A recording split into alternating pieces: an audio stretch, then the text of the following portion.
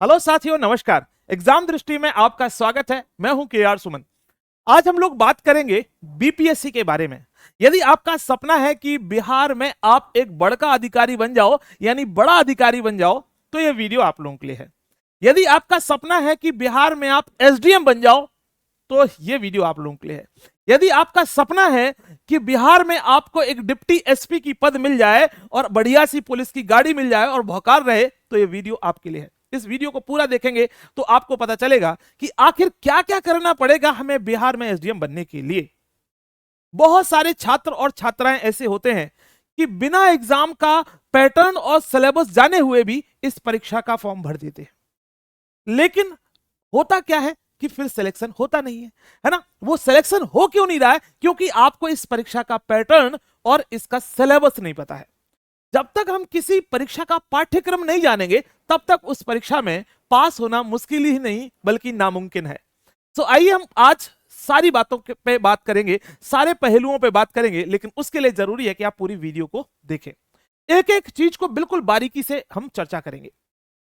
अब देखिए, जब हम बात करते हैं 69th बीपीएससी की, इसके पैटर्न की और सिलेबस की, क्योंकि अब आपके सामने जो परीक्षा है वो 69th बीपीएससी है और ये उम्मीद है कि लगभग लगभग सितंबर में इसका नोटिफिकेशन आ जाएगा और फिर आप इसके फॉर्म भर सकते हो। यदि आपकी तैयारी ठीक नहीं रही तो फिर आप फॉर्म तो भर दोगे लेकिन सिलेक्शन नहीं हो पाएगा। इसके लिए जरूरी है कि हम अच्छी तरीके से इस सिलेबस को समझें और इसके पैटर्न को समझें। आइए देखते हैं इसके पैटर्न को। यह परीक्षा 3 चरणों में होती है। वेरी इंपॉर्टेंट, यह परीक्षा जो है 3 चरणों में होती है और ये 3 चरण क्या है वो देख लेते हैं। 3 चरण कौन कौन से हैं? तो पहला चरण इसका है, ये है पीटी, जिसे हम लोग प्रारंभिक परीक्षा भी बोलते हैं, प्रिलिमिनरी टेस्ट भी बोलते हैं, या फिर हम यहां पे बोल सकते हैं कि प्रारंभिक परीक्षा, प्रिलिम, कुछ भी इस तरीके से बोल सकते हैं। दूसरी परीक्षा होती है इसकी मेंस, यानी मुख्य परीक्षा होती है इसकी मुख्य परीक्षा होती है और इस मुख्य परीक्षा के भी हम स्थिति को समझेंगे कि इसमें क्या है, कैसे है। और उसके बाद इस परीक्षा का जो अंतिम चरण होता है वो साक्षात्कार होता है, यानी कि इंटरव्यू होता है। बहुत बढ़िया।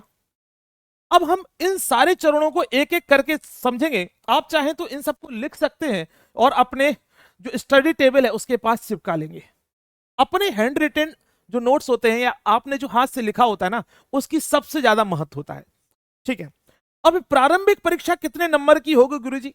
तो प्रारंभिक परीक्षा आपकी 150 नंबर की होगी, यानी 150 मार्क्स की यह परीक्षा होने वाली है।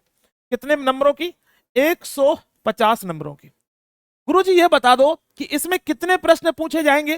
तो इसमें 150 प्रश्न पूछे जाएंगे। इसका तात्पर्य यह हुआ कि एक प्रश्न जो है वो 1 नंबर का होने वाला है। एक प्रश्न 1 नंबर का होने वाला है। बहुत बढ़िया, इतनी बात हो गई। उसके बाद हम बात करेंगे कि यह बताइए सर कि 150 जो क्वेश्चन है ये कितने समय में पूरा करना है? तो इसके लिए आपको 2 घंटे का समय दिया जाएगा और 2 घंटे के अंदर ये आपको 150 क्वेश्चन को हल करना होगा। अब दिमाग में आएगा कि 150 जो क्वेश्चन है इनको 2 घंटे में हल करना है और हमसे ये सवाल पूछा जाएगा, ये सवाल होते कैसे हैं?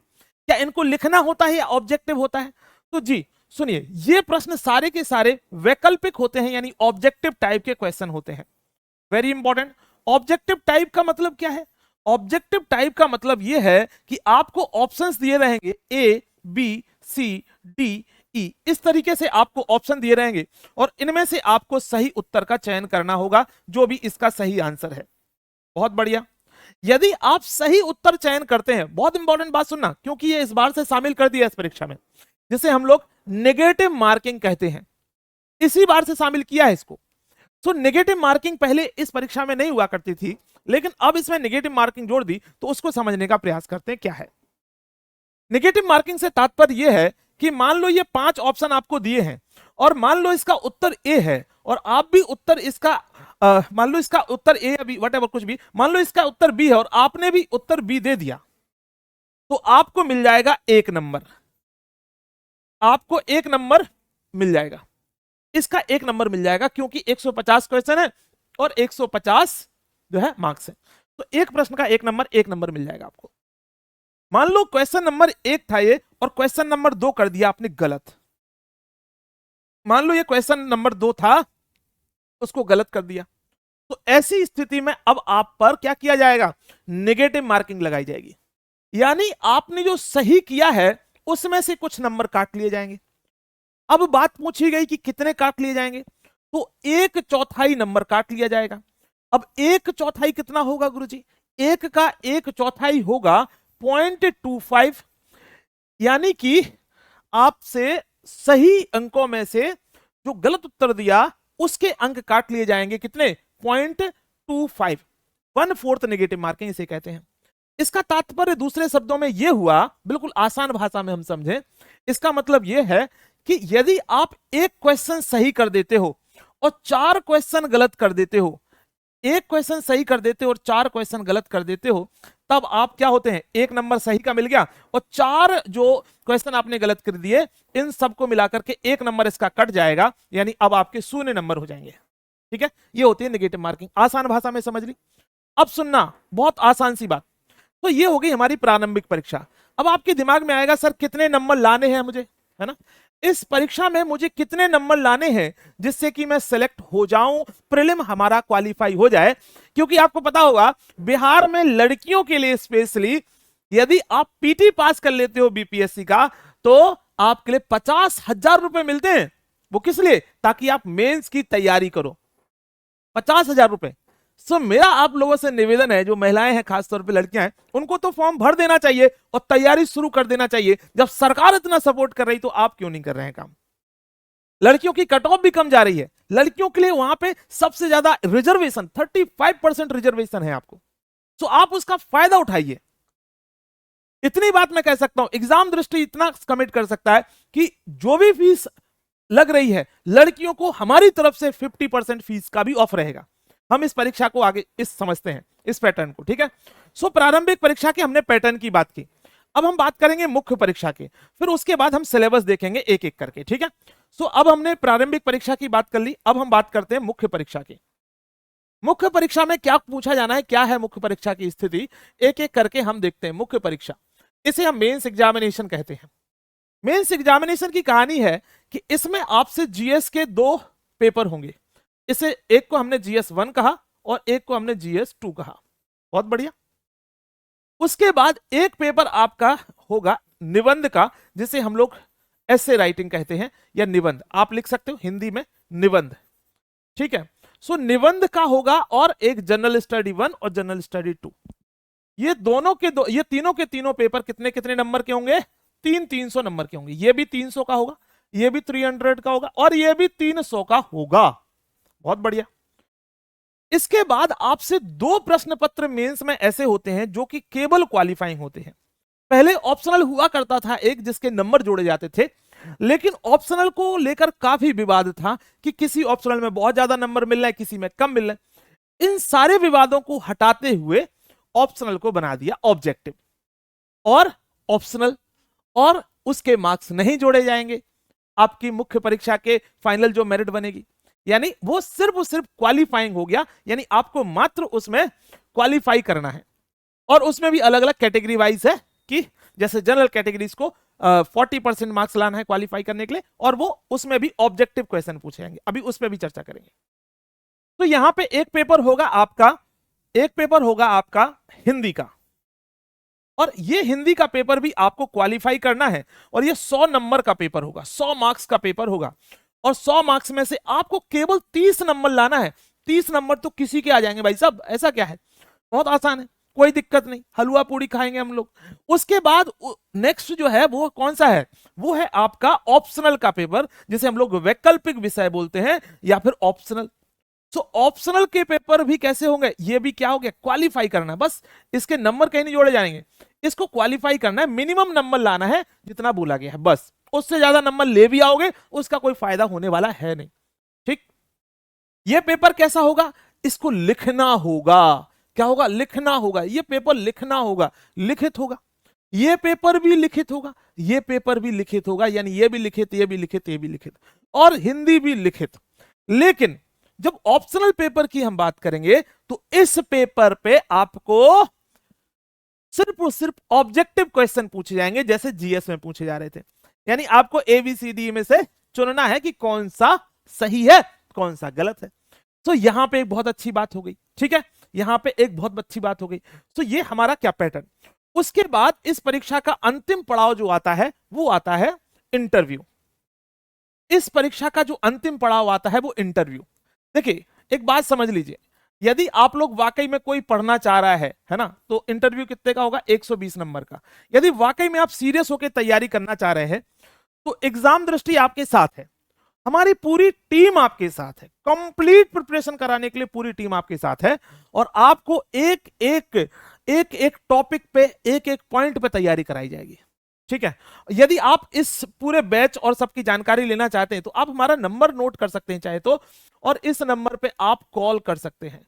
यदि आपको तैयारी करनी है, वाकई में आपका सपना है, बस हवा हवाई ना हो, आपका वाकई में सपना है कि नहीं सर मुझे तो अधिकारी बनना है, मुझे अधिकारी बनना है, बनाओ अधिकारी, तो ये समझ लो कि एग्जाम दृष्टि की टीम आपको अधिकारी बनाएगी। लेकिन आपको खुद तैयार होना पड़ेगा, आपको रेडी होना पड़ेगा पढ़ने के लिए, थोड़ी सी मेहनत करने के लिए, क्योंकि आप उस धरती से आते हो ना, आप दशरथ मांझी जी की धरती से आते हो जिन्होंने पहाड़ खोद दिया। ये तो छुटका सा पोस्ट है, ये तो आप ऐसे ही क्वालिफाई कर लोगे। आप में बलिदान है, आप में त्याग है, आप में समर्पण है। लेकिन इस परीक्षा के लिए आपने समर्पण दिखा लिया ना, ये बात मान लो कि तुम्हें सिलेक्शन से कोई नहीं रोक रहा है, ठीक है। सो कोई भी जानकारी लेना है आप इस नंबर पे कॉल कर लेना। बाद बाकी मैं बार बार बोल रहा हूं, हमारी जो छोटी बहनें हैं, हमारी बड़ी बहनें हैं, सबके लिए 50% फीस में ऑफ रहेगा, याद रखना 50% ऑफ रहेगा। हमारी जितनी भी बहनें हैं, हमारी छोटी बहन बड़ी बहन, सबके लिए 50% ऑफ फीस में, ठीक है। बस अभी बात करेंगे आगे इसके बारे में। नेक्स्ट बात हो गई, तो इस परीक्षा का पैटर्न समझ लिया हमने। अब इस परीक्षा का हम सिलेबस समझते हैं, वेरी इंपॉर्टेंट सिलेबस, ठीक। सिलेबस फिर से हम अपने प्रारंभिक परीक्षा से आ जाते हैं। जब हम प्रीलिम की बात करते हैं स्पेसिफिकली, यानी पीटी की बात करते हैं, तो पीटी में क्या क्या पूछा जाएगा सुन लो, एक एक करके नोट डाउन कर लो। भाई साहब इतिहास पूछा जाएगा, क्या पूछा जाएगा, हिस्ट्री पूछी जाएगी, अच्छी खासी पूछी जाएगी, इतिहास पूछा जाएगा, आपसे भूगोल के बारे में सवाल पूछे जाएंगे, आपसे राज्य व्यवस्था के बारे में सवाल पूछा जाएगा, आपसे राज्य व्यवस्था के बारे में सवाल पूछा जाएगा, आपसे जो है अर्थव्यवस्था के बारे में सवाल पूछा जाएगा, अर्थव्यवस्था के बारे में सवाल पूछा जाएगा, आपसे विज्ञान एवं परिदृश्य से सवाल पूछा जाएगा, विज्ञान से सवाल पूछा जाएगा। भाई साहब देखो ये सारे टॉपिक हम पढ़ते हैं ना, कोई भी कॉम्पिटेटिव एग्जाम की तैयारी करते हैं तो ये सारे तो वैसे भी पढ़ते हैं, बस थोड़ा सा डीप में पढ़ लेना है, काम हो जाएगा। सो इतिहास पूछा जाएगा, भूगोल पूछा जाएगा, राज्य व्यवस्था पूछी जाएगी, अर्थव्यवस्था पूछी जाएगी, थोड़ा सा पर्यावरण भी पूछा जाएगा, ठीक। उसके बाद सबसे महत्वपूर्ण क्या है इसमें गुरुजी, सबसे ज्यादा महत्वपूर्ण है करंट अफेयर्स, है ना। करंट अफेयर्स पूछा जाएगा, बहुत इंपॉर्टेंट है, करंट अफेयर्स पूछा जाएगा। सो ये भी आपको याद रखना है ना, एक एक करके सारी चीजें बताएंगे। उसके बाद इसमें एक जो सबसे महत्वपूर्ण पहलू है, बिहार स्पेसिफिक सवाल खूब होते हैं, बिहार स्पेशल जिसे हम नाम देते हैं कि इसमें बिहार स्पेशल पूछा जाएगा। इसका मतलब क्या है, और ये बात सही भी है, भाई साहब बिहार में अधिकारी बनना है, बिहार के बारे में नहीं जानते हो तो क्या मतलब, फिर बिहार का अधिकारी बनना है, बिहार में के बारे में नहीं जान रहे हो, कोई मतलब नहीं। इसलिए जरूरी है कि बिहार की नॉलेज भी आपके पास हो, तो इसीलिए सिलेबस में जोड़ दिया बिहार स्पेशल में, बिहार की भूगोल, बिहार का इतिहास, बिहार की राज्य व्यवस्था, बिहार की जो है पर्यावरण, ये सबसे पूछा जाएगा, बिहार का करंट अफेयर्स पूछा जाएगा। तो सब कुछ यहां पे पूछा जाएगा। लेकिन सवाल इतने भी कठिन नहीं है, परेशान नहीं होना, बहुत कभी कभी ना इतने आसान प्रश्न मिलेंगे आपको लगे सर ऐसे इसको तो हम ना 5 सेकंड में कर देते, बस आप थोड़ा और तैयारी कर लेंगे सिलेक्शन हो जाएगा। मैं जानता हूं आप लोगों में से बहुत सारे ऐसे स्टूडेंट हैं जिसकी 60 स्कोर होता है, 50 स्कोर होता है, 70 स्कोर होता है, 80 स्कोर होता है, आप एग्जाम नहीं क्वालिफाई कर पा रहे। और वो कारण यही है क्योंकि हम सिलेबस को एक एक करके नहीं पढ़ रहे हैं। सिंपल सी बात है, यदि आपको महल बनाना है तो नींव रखनी पड़ेगी ना, उसके बाद धीरे धीरे धीरे करके हम महल बना पाएंगे, तब जाकर हम उसमें रह पाएंगे। ऐसे सोच लो कि बस हमने मन में सोच लिया और महल बना लिया, उसमें रहने लगे, तो वो उससे कुछ होने जाने वाला नहीं है। ओके, कोई दिक्कत नहीं। अब ये बिहार स्पेशल, तो ये तो है पीटी की बात। पीटी में ये सारे सब्जेक्ट्स पूछे जाएंगे। अब इस सब्जेक्ट में किसी का कभी ज्यादा वेटेज, किसी का कम वेटेज, वो लगा रहता है, वो हमेशा का अलग अलग हिसाब है। लेकिन हाँ, फिर भी हम ज्यादा स्पेसिफिक हो जाएं तो इतिहास की बात करें, उसके बाद करंट अफेयर्स की बात करें और बिहार स्पेशल की बात करें, ये तीन विषय प्रमुखता से पूछे जाते हैं। और इन तीन विषयों को मिलाकर लगभग 50% क्वेश्चन पूछे जाते हैं। लगभग 50, यानी 150 क्वेश्चन में से लगभग 70-75 क्वेश्चन यहीं से, इसी सेगमेंट से मिल जाएंगे आपको। और विज्ञान जोड़ देंगे तो और ये संख्या बढ़ जाएगी, है ना। सो उसके लिए हम प्रॉपर स्ट्रेटजी के साथ काम करेंगे कि आपको कौन सा सब्जेक्ट पहले पढ़ना है, क्या पढ़ना है, क्या नहीं पढ़ना है। अभी हम आपको लास्ट में टीम के बारे में भी बताएंगे, कौन आपको क्या पढ़ाने वाला है। ठीक, चलो आगे बात करें। मुख्य परीक्षा की बात करें, सो मुख्य परीक्षा में जो आपने पढ़े हैं प्रॉपर तरीके से, जनरल स्टडीज के जो सब्जेक्ट पढ़े, वही सारे के सारे सब्जेक्ट पूछे जाने हैं।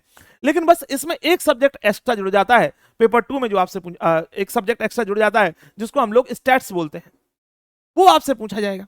बाकी मेंस में ये सारी चीजें लिखनी होंगी, जो आप प्रारंभिक परीक्षा के लिए पढ़ाई कर रहे हो वही सारी चीजें लिखनी है। करंट के मुद्दे हैं, आईआर है, इंटरनेशनल रिलेशन है, वो सब आपको पढ़ने पड़ेंगे। कुछ एडिशनल चीजें, सोशल इश्यूज हैं, गवर्नमेंट की स्कीम है, बिहार सरकार के द्वारा कुछ किया जा रहा है, बजट है, जो आप प्रीलिम के लिए पढ़ रहे हैं वो सारी बातें मेंस के लिए भी पढ़नी पड़ेंगी। ठीक है, कोई दिक्कत। इंटरव्यू, जैसे मैंने बोला आपसे कि इंटरव्यू कितने नंबर का है, तो 120 नंबर।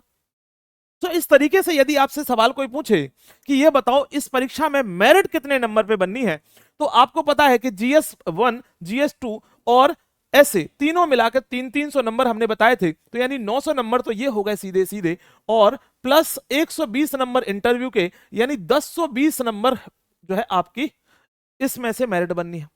और यदि इसमें से आपके लगभग 600 नंबर आ जाते हैं, 550 से 600 नंबर के बीच में आ जाते हैं, तो आप बन जाओगे एसडीएम बाबू। क्या बन जाओगे? एसडीएम बाबू। लेकिन उसके लिए समर्पण चाहिए, ऐसे हलवा हलवी ऐसे नहीं होगा, बिल्कुल आसान तरीके से हो जाएगा और हो गया। आपको प्रॉपर मेहनत करनी पड़ेगी, है ना। बार बार बोल रहा हूं, कोई भी सपोर्ट चाहिए नंबर पे कॉल करो, दिक्कत है ही नहीं बिल्कुल, है ना। प्रॉपर एक एक चीज, मेंस में आंसर राइटिंग कैसे करना है सब कुछ यहां बताया जाएगा। मेंस में जो लिखना है वो कैसे उत्तर लिखना है वो सब बताया जाएगा, एक एक चीज, कोई दिक्कत नहीं। तो यहां पे होगी बात इसके। अब बात हो जाएगी कि आपको कौन क्या पढ़ाने वाला है, सुन लो अच्छे से। तो देखो, यहां पे एग्जाम दृष्टि की एक कहानी है कि यहां पे ना बूढ़े बुढ़ऊ हमारे यहां पढ़ाते नहीं है ना, यानी बुजुर्ग लोग हमारे यहां पढ़ाते नहीं है। तो क्या बुजुर्ग लोगों से कोई समस्या है? जी नहीं, बिल्कुल नहीं। उनके पास भयंकर अनुभव है, लेकिन जो वर्तमान में जो जरूरत है जो परीक्षा के लिए, वो उनके पास नहीं है। वो 1990 और 2000 के सन 2000 के नोट्स अभी भी पढ़ा रहे हैं। ऐसे नोट्स से सावधान रहें, वो आपकी परीक्षा क्वालिफाई नहीं कराएंगे। ठीक है, आपको जरूरी है कि एग्जाम के पैटर्न के साथ चलो, और वो आपको एक नई टीम जोश के साथ दे सकती है, जो खुद एग्जाम दे रही है, खुद ने इंटरव्यू दिए हैं, खुद ने मेंस दिए हैं, वो सब आपको कंटेंट दे पाएंगे। बाकी मार्केट में जबरदस्ती की हवाबाजी बहुत सारे लोग बनाए हैं। मैं बार बार बोल रहा हूं, एग्जाम दृष्टि में आस्था रखो, तुम्हारा जीवन सुधर जाएगा। ठीक है, अब सुनो, महत्वपूर्ण बात सुनना, महत्वपूर्ण बात सुनना। यहां पे कौन क्या पढ़ाने वाला है? तो यदि मैं बात करूं यहां पे इतिहास की बात करूं, तो इतिहास आपको पढ़ाएंगे संजीव सर। आपको संजीव सर पढ़ाने वाले हैं इतिहास, बिहार का इतिहास और बिहार स्पेसिफिक सारी बातें कौन पढ़ाने वाले हैं? संजीव सर। यहां पे आपको अर्थव्यवस्था कौन पढ़ाने वाला है? अर्थव्यवस्था पढ़ाने वाला है जो है पढ़ाने वाले हैं सत्येंद्र सर। ठीक, सत्येंद्र सर।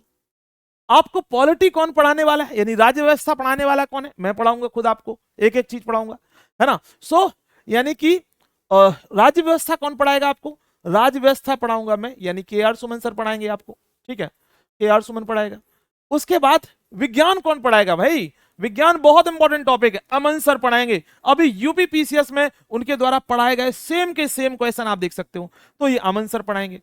ठीक है, अमन सर पढ़ाएंगे, ग्रेट। उसके बाद करंट अफेयर्स कौन पढ़ाएगा? करंट अफेयर्स देखो, बिहार का करंट अफेयर्स संजीव सर पढ़ाएंगे, बाकी का जो रेस्ट करंट अफेयर्स वो मैं पढ़ाऊंगा आप लोगों को। तो आपका करंट अफेयर्स भी तैयार होगा, एक एक चीज आपका तैयार होने वाला है, करंट अफेयर्स। ठीक है, उसके अलावा जो टॉपिक बचा, जैसे पर्यावरण है, वो हमारे सत्येंद्र सर पढ़ाएंगे। ठीक है, ज्योग्राफी कौन पढ़ाएगा? ज्योग्राफी हमारे यहाँ पे जो पढ़ाने वाले हैं वो डॉक्टर जिशान सर पढ़ाने वाले हैं, यानी भूगोल कौन पढ़ाने वाले हैं, डॉक्टर जिशान सर पढ़ाने वाले हैं। तो आप निश्चिंत रहो, बिल्कुल एक एक चीज आपको बहुत आसान तरीके से मिलने वाली है। उसके लिए बस करना क्या है, आपको एग्जाम दृष्टि का ऐप डाउनलोड करना है। एग्जाम दृष्टि ऐप की लिंक डिस्क्रिप्शन में है ना, साथ साथ में कमेंट बॉक्स में भी मैं पिन कर दूंगा। दूसरी बात, आपके पास एक नंबर है जो मैंने दिया है आपको, इस नंबर पे आपको कोई भी डाउट होता है कॉल कर लेना है, ठीक है, 7011272226, ठीक। और उसके बाद आपको कंप्लीट हमारा जो बैच है उस बैच का नाम है नालंदा बैच, ठीक है। तो नालंदा बैच को आप ज्वाइन कर सकते हो, ठीक है। बहुत शानदार तरीके से एक एक चीजें आपको मिलने वाली है, ठीक है।